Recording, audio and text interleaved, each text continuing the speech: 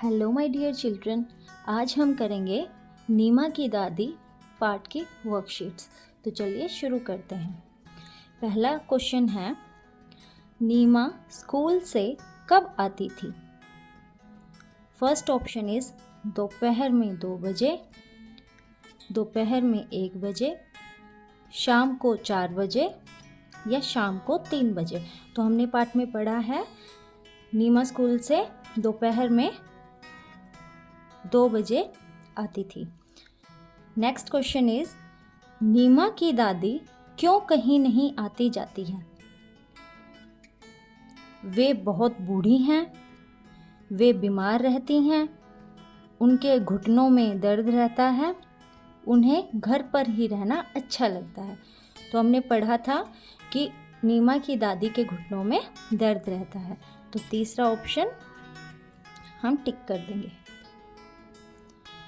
Third question is, नीमा अपनी दादी को स्कूल की बातें कब सुनाती है?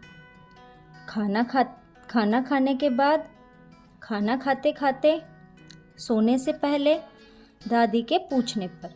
तो कब बताती थी? खाना खाते खाते। दर्द कम करने के लिए दादी क्या करती है? उनके घुटनों में दर्द रहता है, तो दर्द कम करने के लिए दादी क्या करती थी? दर्द की दवाई खाती थी, या मालिश करवाती है, तेल लगाती हैं, या आराम करती हैं। तो वह हमने पढ़ा था, वह अपने घुटनों पर तेल मलती हैं। नेक्स्ट क्वेश्चन इज, सही शब्द भर कर वाक्य पूरे कीजिए। तो यहाँ हमें पूरा वाक्य पढ़ना है और सही शब्द खाली स्थान में भरना है। पहला है, इस समय घर, खाली स्थान, सिर्फ दादी रहती है। तो यहाँ क्या आएगा? इस समय घर पर सिर्फ दादी रहती है। तो यहाँ आएगा पर।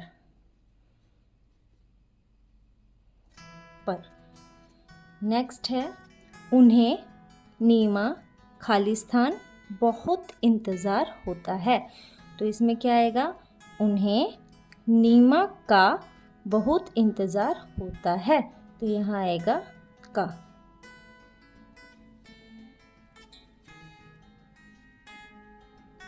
नेक्स्ट है, फिर वे दोनों खेल के मैदान, खाली स्थान, चल पड़े। इसमें क्या होगा? फिर वे दोनों खेल के मैदान की ओर चल पड़े। तो यहाँ आएगा की ओर। की ओर। खेलने, खाली स्थान, समय बहुत जल्दी कटता है। इसमें क्या आएगा? खेलने में समय बहुत जल्दी कटता है। खेलने में समय बहुत जल्दी कटता है। एक दिन नीमा खेलने, खाली स्थान, जाने लगी। एक दिन नीमा खेलने के लिए जाने लगी। के लिए। अगला क्वेश्चन है, सही शब्द चुनिए। तो यहाँ 2 शब्द दिए गए हैं, इसमें से हमें सही शब्द चुनना है। नीमा बोली, दादी आप भी मेरे साथ खाली स्थान चलिए। तो नीमा अपनी दादी को कहाँ लेके जा रही थी? खेलने के लिए। तो यहाँ आएगा खेलने।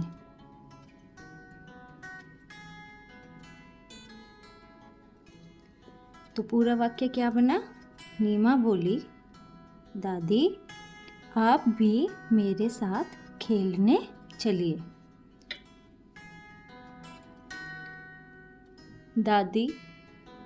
दादी कभी बैठे बैठे खाली स्थान काट रही होती है।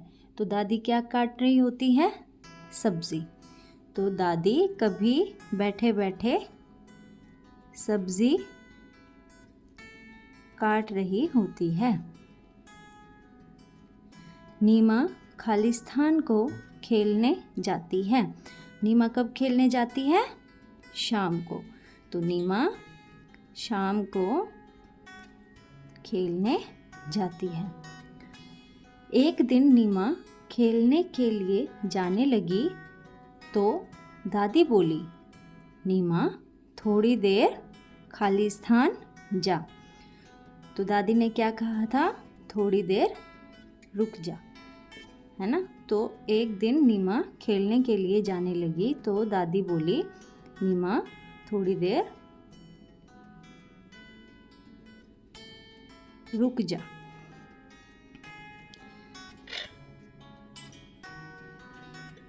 इन प्रश्नों का उत्तर हमें अपने अकॉर्डिंग देना है, तो आप इनका अपने अकॉर्डिंग अलग आंसर भी लिख सकते हैं। पहला क्वेश्चन है, नीमा के साथ मैदान में जाकर दादी ने क्या किया होगा? तो नीमा दादी को किस लिए लेके गई थी? खेलने के लिए। लेकिन दादी के तो घुटनों में दर्द रहता है, तो वो खेल तो नहीं पाई होंगी। उन्होंने क्या किया होगा? हो सकता है वो वहाँ बैठ गई हों, है ना, या वहाँ बाकी सहेलियों से बात कर रही हों। तो आप कुछ भी इसका आंसर लिख सकते हैं। तो नीमा के साथ मैदान में जाकर दादी ने क्या किया होगा? नीमा के साथ जाकर दादी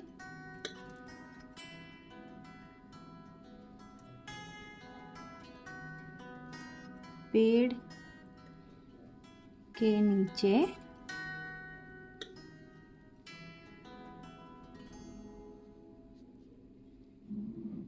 बैठ गई होंगी और नीमा को खेलते हुए देख रही होंगी। मैं 5 बजे खेलने जाती हूँ, पर 10 मिनट में ही 6 बज जाते हैं। ये नीमा ने कहा था। तो नीमा ने ऐसा क्यों कहा कि वह 5 बजे खेलने जाती है पर 10 मिनट में ही 6 बज जाते हैं? ऐसा उसने क्यों कहा? क्योंकि खेलने में समय बहुत जल्दी कटता है। तो इसका उत्तर हम लिखेंगे, क्योंकि खेलने में समय बहुत जल्दी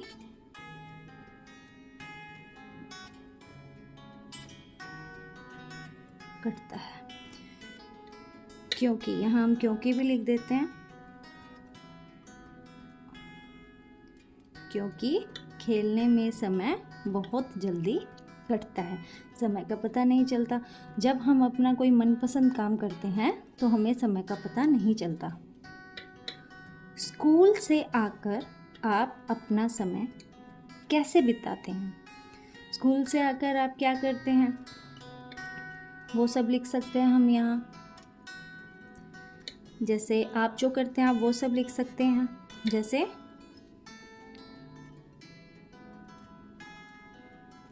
गृह कार्य, जो होमवर्क को गृह कार्य बोलते हैं। जो गृह कार्य मिला होता है वो करते हैं, होमवर्क। खेलते हैं,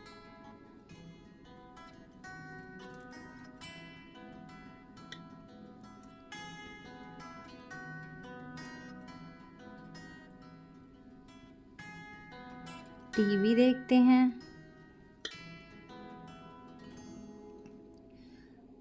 आदि।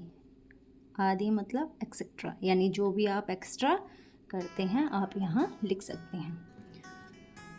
आप अपने स्कूल की बातें किससे बताते हैं? तो नीमा तो अपनी दादी को सारी बातें बताती थी। आप किसको बताते हैं? यहाँ आप लिख सकते हैं जिसे आप बताते हैं। जैसे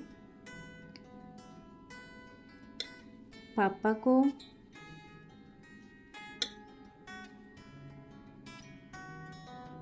मम्मी को, किसी का भी नाम आप लिख सकते हैं। दादाजी को, या दादी जी को।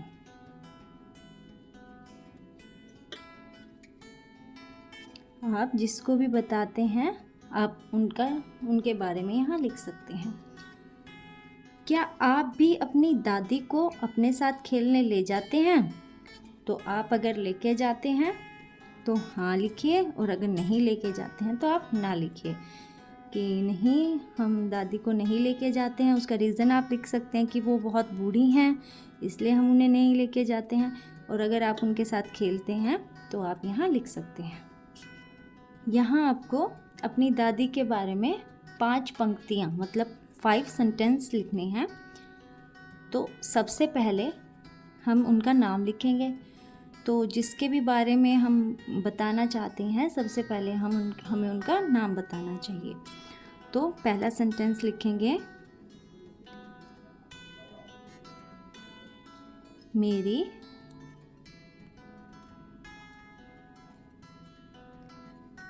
दादी का नाम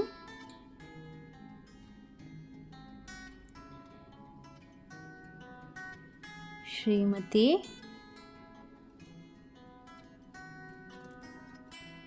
है। तो यहाँ आपको खाली स्थान में अपनी दादी का नाम लिखना है। दूसरा सेंटेंस हम क्या लिखेंगे, मेरी दादी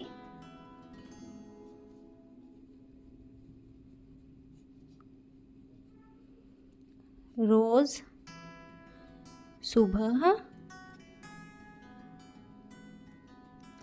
मंदिर जाती है। मेरी दादी रोज सुबह मंदिर जाती है। इसके बाद हम क्या लिख सकते हैं, मेरी दादी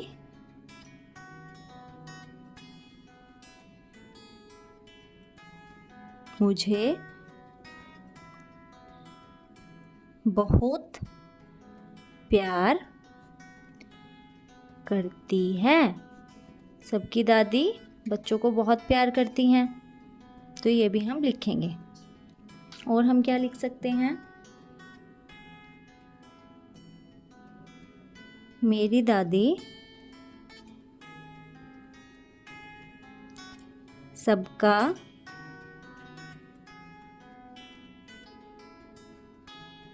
बहुत ख्याल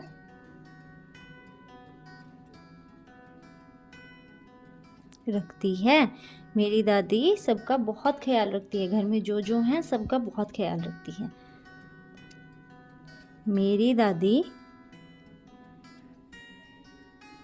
मुझे कहानियाँ सुनाती है। मेरी दादी मुझे कहानियाँ सुनाती हैं। ये हो गए मेरी दादी के ऊपर 5 पंक्तियाँ। नेक्स्ट क्वेश्चन है, नीचे दिए गए हर वाक्य में एक शब्द की वर्तनी का मतलब होता है स्पेलिंग, गलत है। सही शब्द का प्रयोग करके वाक्यों को दोबारा लिखिए। ठीक है, यानी कि हर एक सेंटेंस में कुछ ना कुछ माइनर मिस्टेक हैं, वो हमें ठीक करके दोबारा लिखनी है। तो फर्स्ट इज, खेलने में समय बहुत जल्दी कटता है। तो इसका क्या होगा, खेलने में समय बहुत जल्दी कटता है। तो यहाँ क्या गलती है, जल्दी में आधा ल आता है। तो इसको हम कैसे लिखेंगे, खेलने में समय बहुत आधा ल जल्दी कटता है। तो यहाँ आधा ल हमने लिख दिया। नेक्स्ट इज, दादी जोर से हंसी। बेटा यहाँ हंसी में चंद्र बिंदु आएगी, हंसी में चंद्र बिंदु आती है, तो ये यहाँ गलत है। दादी जोर से हंसी, हंसी।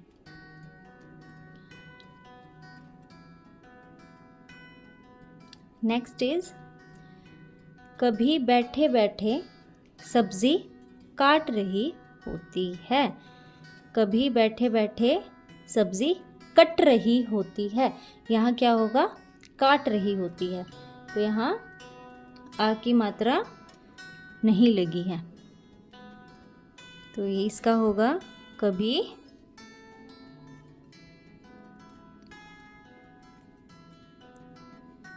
बैठे बैठे सब्जी काट रही होती है। अगला क्वेश्चन है, फिर वे दोनों खेलने के मैदान की ओर चल पड़े। तो यहाँ क्या गलती है? और।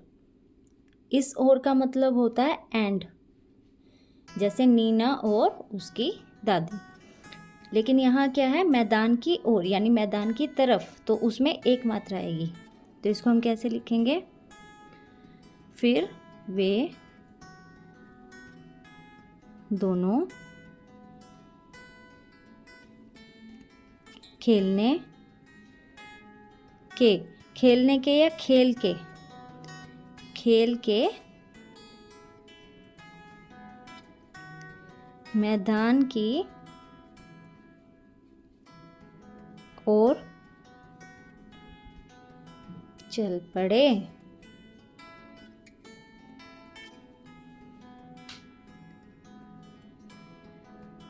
नीमा दौड़कर दादी की चप्पल ले आई।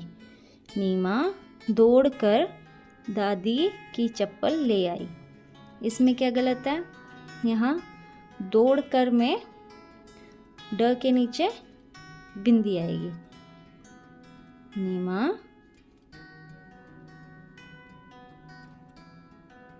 दौड़ कर दादी की चप्पल ले आई। नेक्स्ट इज उनके घुटने में दर्द रहता है। तो उनके घुटने में दर्द रहता है या घुटनों में? यहाँ आएगा घुटनों में। उनके घुटनों में दर्द रहता है। तो ये हो गए हमारे सारे सेंटेंसेस जो हमने करेक्ट करके लिख दिए हैं। तो इस क्वेश्चन में हमें यहाँ पिक्चर्स दी हुई हैं और इधर अक्षर समूह यानी शब्द लिखा हुआ है। तो इन शब्द में हमें अनुस्वर या अनुनासिक लगाकर शब्द को पूरा करना है। तो अनुस्वार और अनुनासिक अलग अलग होते हैं। अनुस्वार होता है अंक की बिंदी जो हम लगाते हैं, जैसे अंगूर, पतंग, ये अनुस्वार होता है। इसको हम नाक से साउंड निकाल कर बोलते हैं, जैसे अंगूर, पतंग, ऐसे। और जो अनुनासिक होता है, अनुनासिक, ये हम चंद्र बिंदु को बोलते हैं, चंद्र बिंदु को। तो इसमें और इसमें फ़र्क ये होता है कि अनुस्वार को हम जब बोलते हैं तो हमारे नाक से, नोज़ से साउंड निकलती है, जैसे पतंग।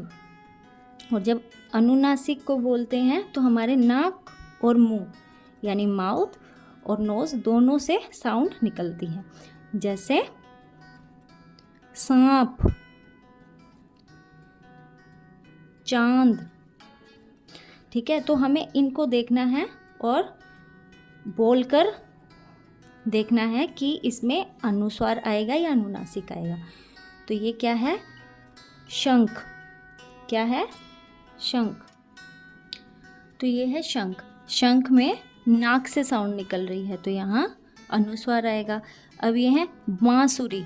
बांसुरी, तो बांस जैसे होता है बांस, तो उसमें नाक और मुंह दोनों से साउंड निकलती है, तो इसलिए यहाँ अनुनासिक आएगा, यानी चंद्रबिंदु। बांसुरी, तो यहाँ अनुनासिक आएगा। तो ये है चांद। चांद, तो चांद में अनुनासिक आएगा, यानी चंद्रबिंदु। पतंग, इसमें नाक से साउंड आ रही है तो यहाँ अनुस्वार आएगा, पतंग। बंदर, बंदर में भी अनुस्वार आएगा। सांप, सांप, सांप में अनुनासिक आएगा, सांप। तांगा, तांगा, तांगा में अंकी बिंदु आएगी, यानी कि अनुस्वार आएगा, तांगा। अंगूर, अंगूर। मंदिर, मंदिर, अनुस्वार आएगा। पाँव, पाँव में, पाँव में, पाँव, पाँव में अनुनासिक आएगा, पाँव। तो ये है हमारे अनुनासिक और अनुस्वार के शब्द।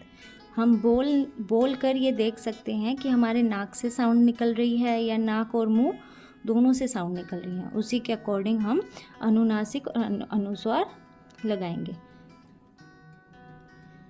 अगर आपको ऐसी और वर्कशीट्स चाहिए बाकी चैप्टर्स की, तो इस चैनल को सब्सक्राइब करें और शेयर करें। Thank you.